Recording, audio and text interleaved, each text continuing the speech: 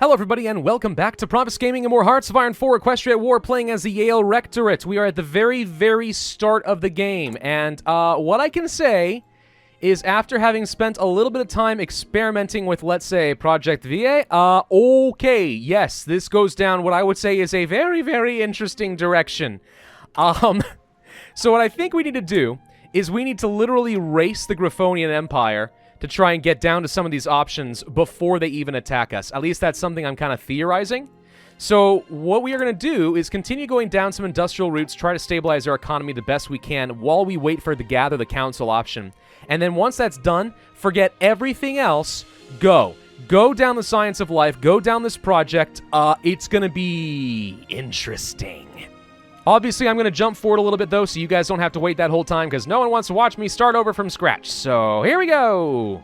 Jumping forward a few minutes, we have reached the point where they have elected the Archon once again as their leader. He is currently dealing with the bureaucrats, and I just now unlocked the option to go down our political paths. So I was able to get all the way down towards land consolidation. I did pick up a couple of different industry things. Haven't finished refurbishing the public schools or embracing the gold standard or going for the research slot. All I'm going for here is just as much of the pony power as possible so I have a backup army. But now that this is available, this needs to end up being our top priority. I was also able to get to extensive conscription without touching the civilian economy law. So again, I'm just trying to get as much pony power on the field as possible. Are they going to be very good? No, we don't even have enough guns to go around, but I can start recruiting a few more divisions, and hopefully we'll be able to just get more bodies on the field.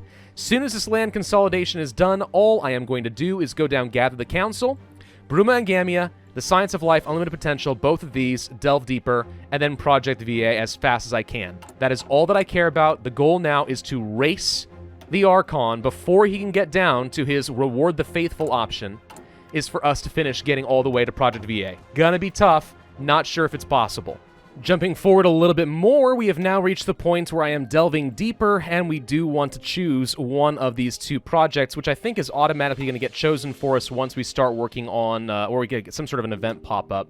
So I'm not too sure what to work on now. I guess something that would be considered short. 49 days for those probably doesn't do me a lot of good. 35 here is nice, but probably doesn't do me a lot of good either. I guess we will go for the... probably for the civilian factory, because right now I am trying to build up some forts. I was able to get up to 6 factories and partial mobilization just by holding on to the points. So now I'm just trying to build up some forts to give myself any sort of an advantage as possible. I have enough pony power that we're able to train up a few more infantry. I'm also trying to try to get some knights. On the off chance that that extra hardness gives me a slight advantage. I'm mostly concerned about making sure I don't get snuck up on by these guys again. So let's see what happens. Waiting for the pop-up. Just kind of waiting a little bit longer. There it is.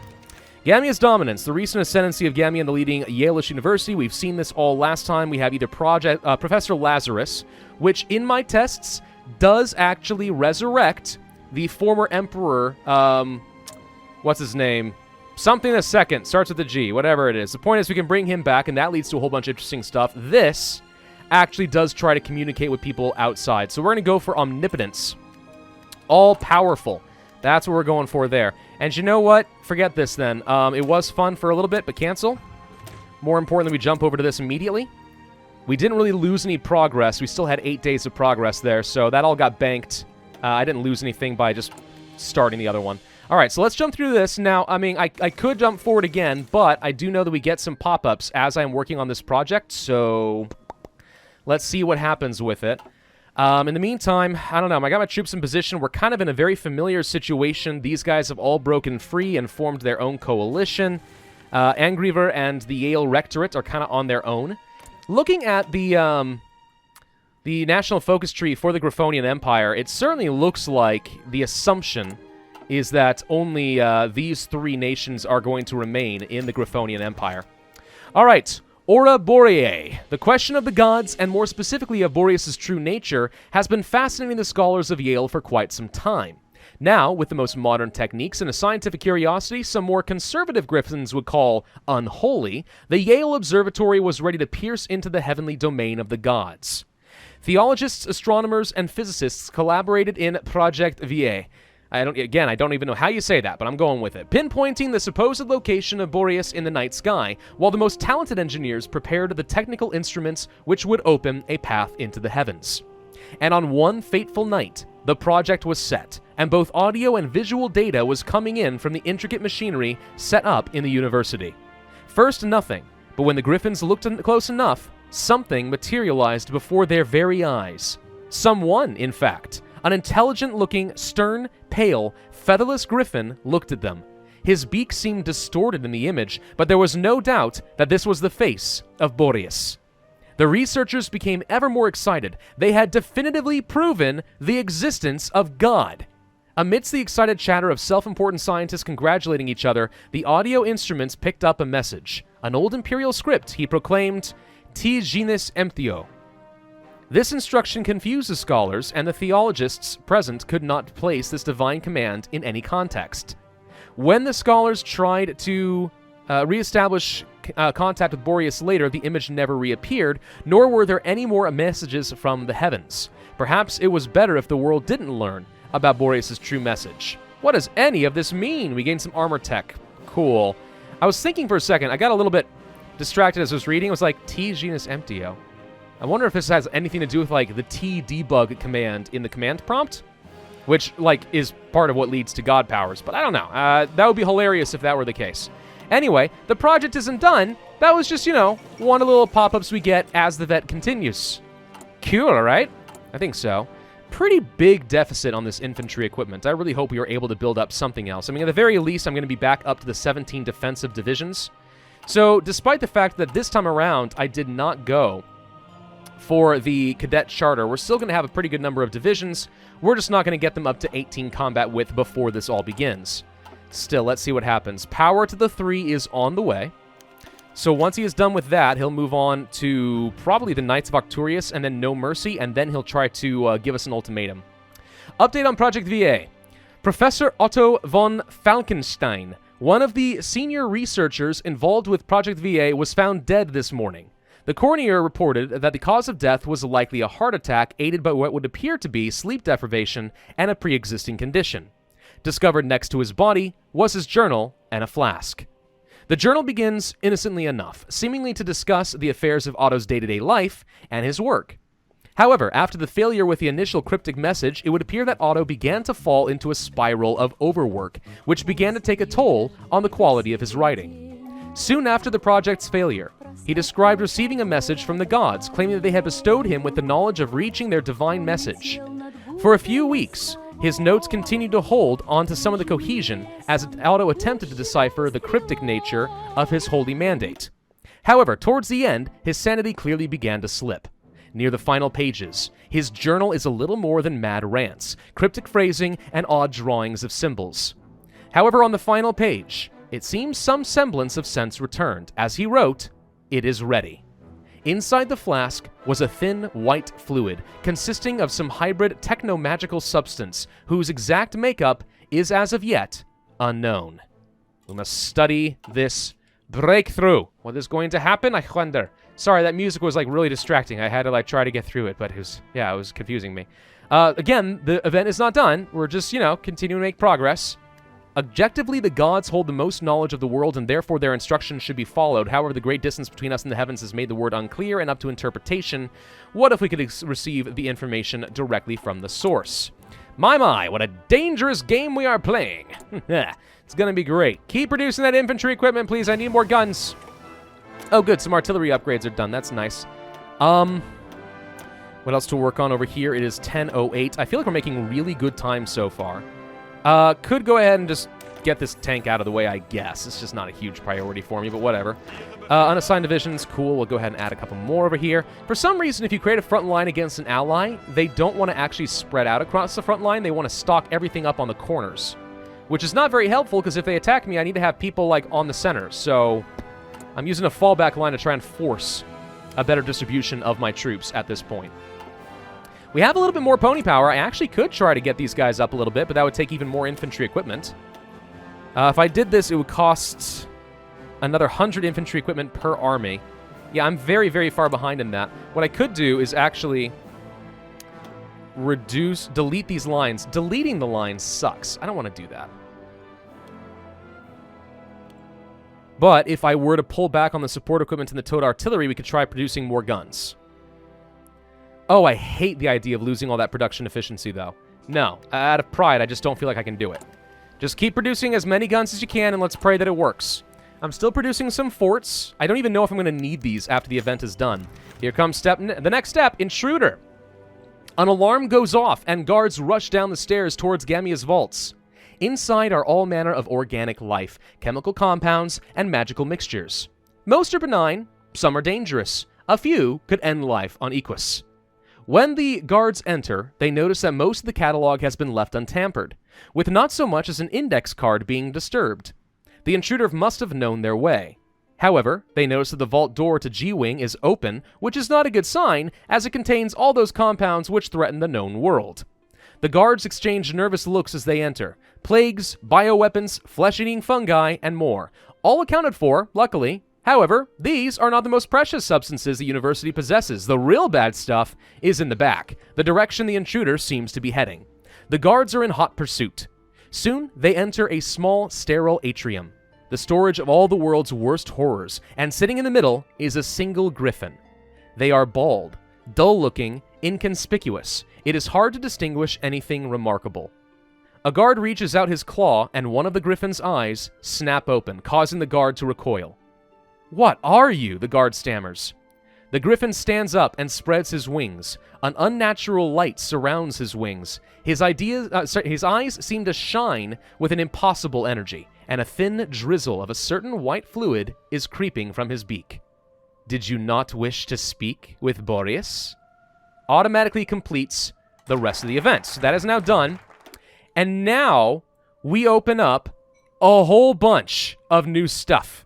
A whole bunch of divine intervention kinds of things. The Flesh of Boreas gained the event Emergence, only 7 days. Absolutely, let's give it a shot. Please be the solution I am looking for to survive against these people.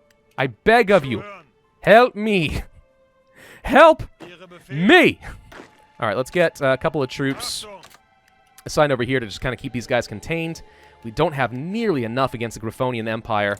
You are working on the Knights of Arcturus still, but we are definitely outracing you. We're about to finish with the Flesh of Boreas, so that should give me some new events.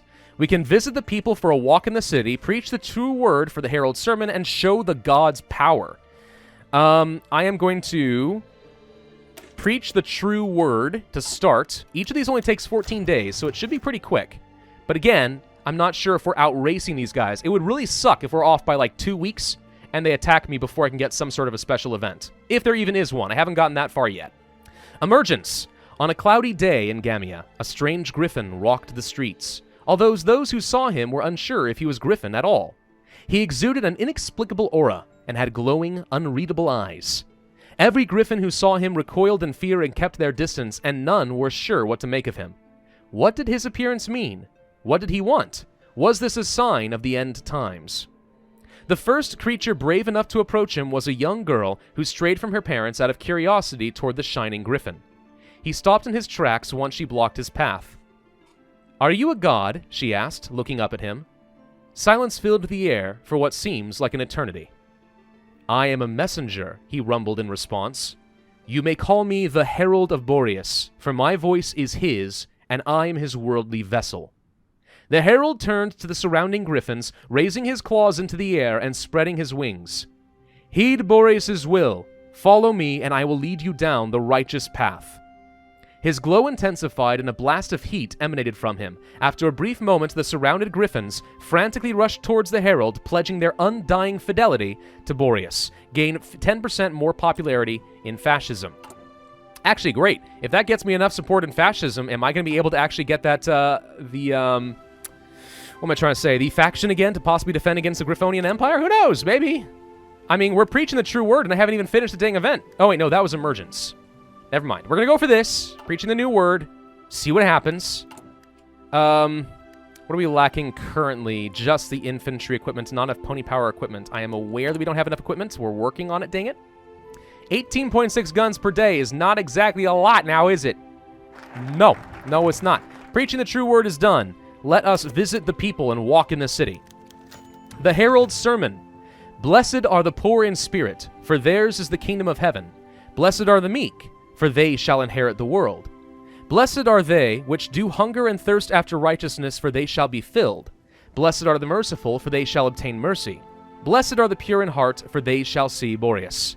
Blessed are the peacemakers, for they shall be called the children of the gods. Blessed are they which are persecuted for righteousness' sake, for theirs is the kingdom of heaven. Blessed are you when griffs shall revile you and persecute you, and shall say all manner of evil against you falsely for my sake. For the corrupt of Yale must be stopped in the name of Boreas. Amen. More popularity in fascism. Yeah, that is straight up a verse from the Bible, just FYI. I'm sure most of you probably picked up on that, but that's exactly what that is. Just replace God with Boreas, and you're done. Disperse industry, a bit more production good. That means I can get a little bit more guns done. It is October 1008. What do I want? What do I want? I want to make my knights better with soft attack and organization, since I am actively trying to train some right now. Let's try to finish this off first as I continue producing infantry equipment. We can just finish off the last of the defenders. Every little bit matters at this point. Still working on some more forts. However much that's going to help, we don't know yet. We're visiting the people. That's probably going to get me even more support. I mean, heck, at this point, I think we should become the faction leaders. We're the most fascist of the bunch. A walk in the city. The Herald of Boreas visited Cyrusfall and decided to take a wall. Okay, I'm gonna take a step back. We're gonna try that one again. The Herald of Boreas visited Cyrusfall and decided to take a walk around, strolling at a leisurely pace while looking at all the beautiful activity in the city. Throughout his walk, he received strange looks from locals due to his subtle aura, but he smiled back at them. When he entered a marketplace, one of the vendors came up to him, selling cabbages, and was asking who he was. At first, the Herald just said he was a traveler, but then the vendor became insistent until he finally admitted he was the Herald of Boreas. Once his identity was known, other griffins took notice, and various vendors and buyers came up and asked if he was the miracle worker of Yale. He muttered yes, humbly, and they all smiled and started chatting with him. This scene soon repeated itself throughout the city as more found out about the mythical griffin's presence. His legend soon spread across all of Cyrusfall, despite its somewhat anti-religious leanings. What a nice griffin! Oh, yes, what a nice griffin he is. We are all going to die. I can't decide if I just unleashed, Griffin Jesus, or if this is all leading to absolute hell and damnation. I really don't know which it is yet at this point, but I'm very interested in finding out. All right, we're finishing up the last of these defensive infantry. That's great. 1.6 thousand. Infantry equipment still required. We're now producing 20 guns per day thanks to the extra dispersed infantry. We are showing the gods' power. Now we must convince the council. Gets event a fateful meeting. Griffonian Empire removes puppet from Yale Rectorate. We leave the Reichspakt. No mercy is still on the way, but he didn't have time to finish Reward the Faithful, which means he's not going to be able to send me a freaking offer. You will die. Die, Griffonian Emperor, die! The miracle at Bruma. In a crowded square in Bruma, the Herald of Boreas held his wings wide as he delivered his message to curious passers-by. Perched atop an obelisk, he had attracted a fair number of students and townsfolk who had heard tales of the strange griffin and who were excited to have a chance to see him in person. During a pause in the Herald's oration, a shout rang out from the crowd, "Get down from there!" Two city guards, griffins, pushed their way to the front of the crowd and signaled for the Herald to descend.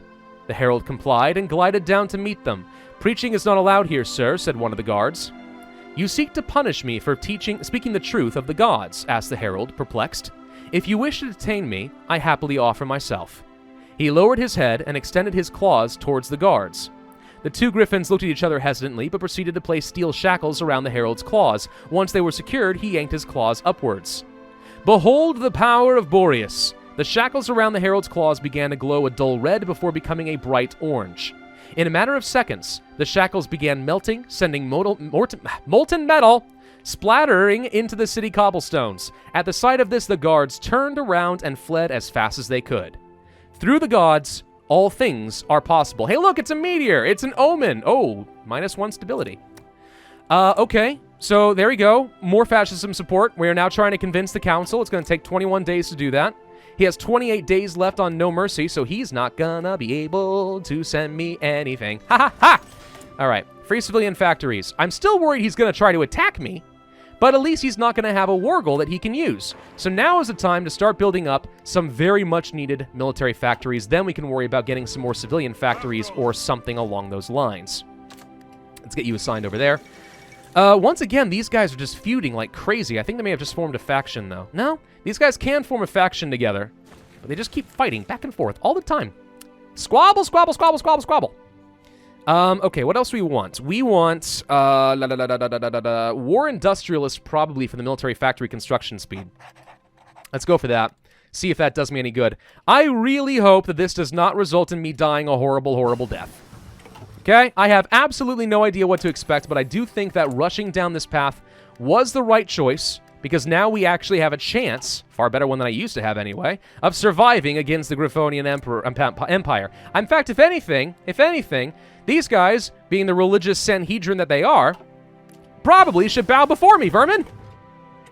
That's what I think they should do. Okay, so let's see. We did some race tech with the knights. That's always nice. Signal companies, knights max speed, leg infantry speed, all that's fine. I kind of like this better, though, because all frontline battalions getting extra organization strikes me as really, really good. So we're going to do that. Convince the council what's going to happen. I don't know. Okay, more tech done. Let's do that first. We could go for more light tanks. You know, I've actually seen some templates that suggest that light tanks, if done correctly, can absolutely obliterate the templates of all of your enemies. We'll see if that actually is true, though. All right, so that's done. We're going to try to convince the council. That leads to the Borean mission gets event, our mission, or assess the situation, gain 150 political power. We can then visit a bunch of different people, which does what? Send the disciples, cause unrest, denounce the archons, really make them mad. But the Borean mission would lead to the Knights of Boreas, which gives us better special forces attack. So Knights actually become extra good for us, which is good.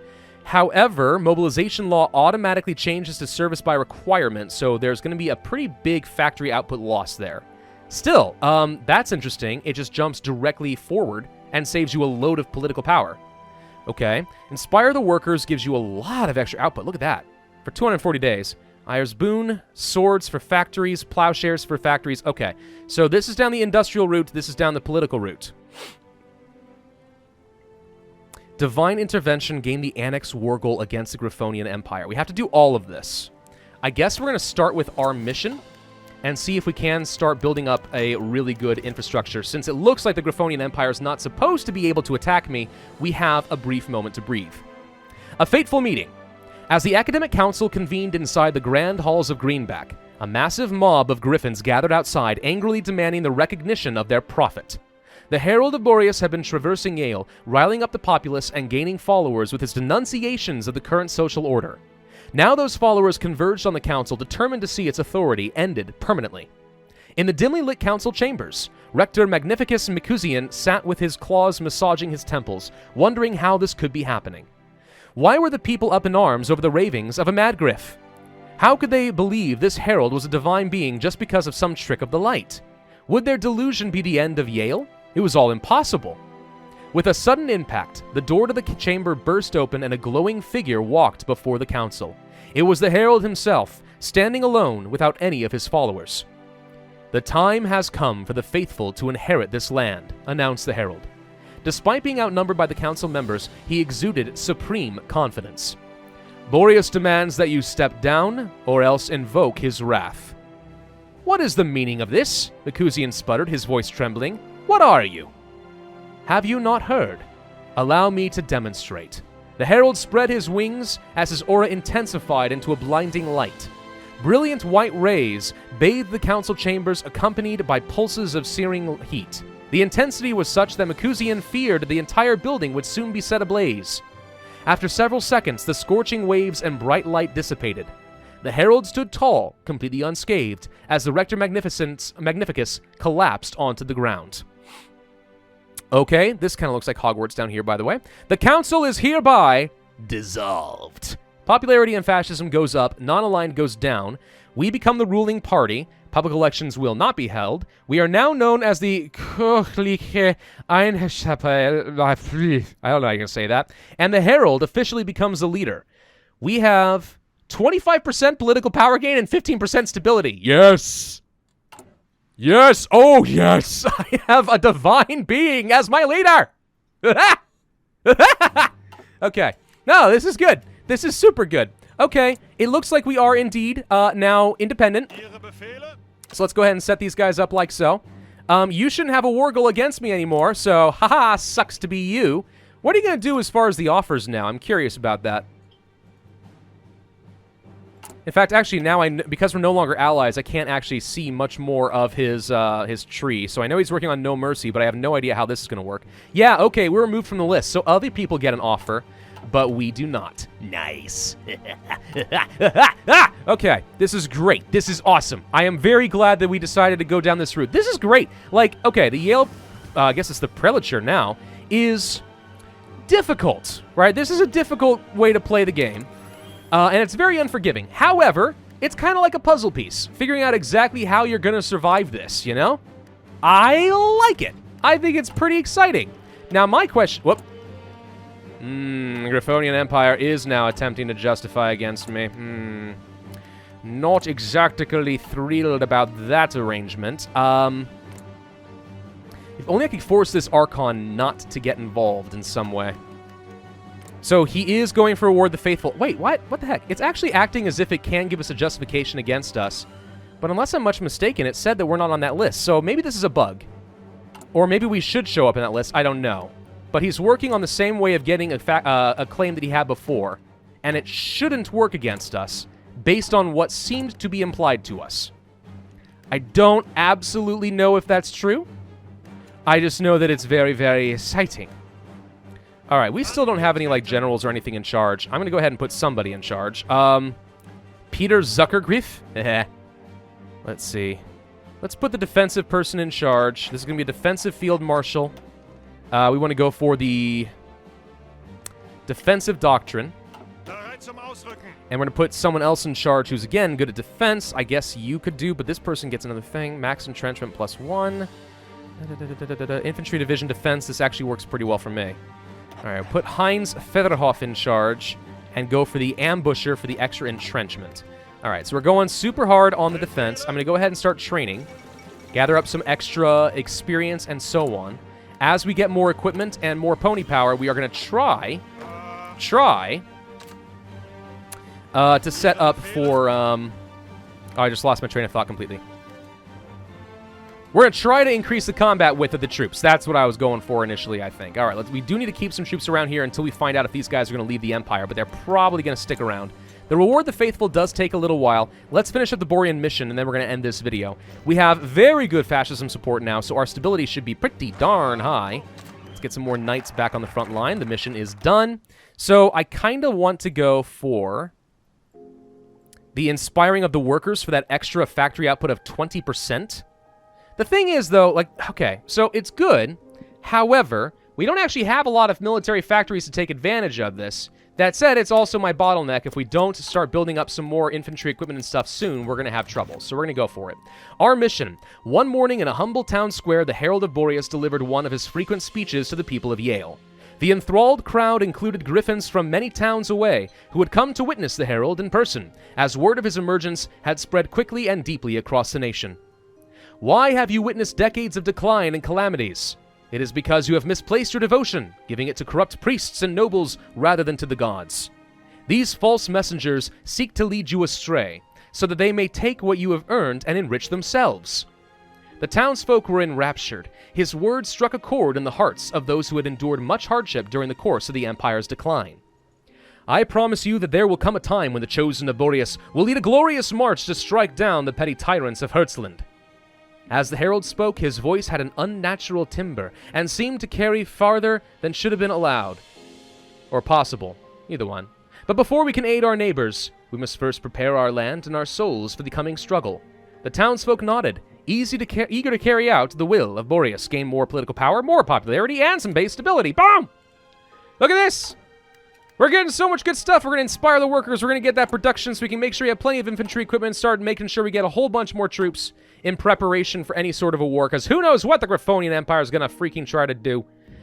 And hopefully, these guys decide to attack them in an attack of opportunity. I don't know. Angriver, please don't go anywhere. In fact, frankly, if anything, I think that I should be able to form a super devout faction, right? And, like, actually just, I don't know. Wait, the False Archon.